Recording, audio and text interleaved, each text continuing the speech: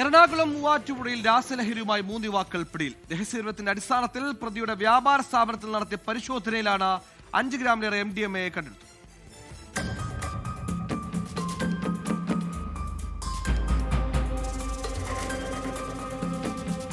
ഇന്നലെ രാത്രി മൂവാറ്റുപുഴ റോട്ടറി റോഡിലെ സ്വകാര്യ ഗോഡൌണിൽ നിന്നാണ് 3 പേരും പിടിയിലായത്.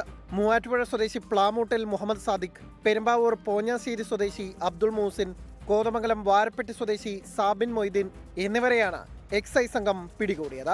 ഇവരിൽ നിന്ന് 6 ഗ്രാമോളം രാസലഹരി പിടിച്ചെടുത്തു. മൂവാറ്റുപുഴയിലെ എക്സൈസ് സംഘത്തിന് ലഭിച്ച രഹസ്യ വിവരത്തിന്റെ അടിസ്ഥാനത്തിലായിരുന്നു പരിശോധന. സാദിഖിന്റെ പഴം പച്ചക്കറി ഗോഡൌണിൽ നിന്നാണ് ഇവരെ പിടികൂടിയത്. പലവട്ടം ലഹരിക്കേസുമായി ബന്ധപ്പെട്ട് ഇവർ എക്സൈസിന്റെ വലയിലായിട്ടുണ്ട്. ഇതിനു പുറമെ മൂവാറ്റുപുഴ നഗരത്തിൽ നടന്ന അടിപിടി കേസുകളിലും ഇവർ പ്രതികളാണ്. ഫുട്ബോൾ കളിയുമായി ബന്ധപ്പെട്ട തർക്കത്തിനിടെ വടിവാൾ വീശി പരിഭ്രാന്തി സൃഷ്ടിച്ച കേസിലും പ്രതിയാണ് സാദിഖ്. മുസ്ലിം ലീഗ് സംസ്ഥാന കമ്മിറ്റി അംഗത്തിന്റെ മകനാണ് 1ാം പ്രതിയായ സാദിഖ്. പ്രതികളെ കോടതിയിൽ ഹാജരാക്കി റിമാൻഡ് ചെയ്യും. 24 തൊടുപുഴ.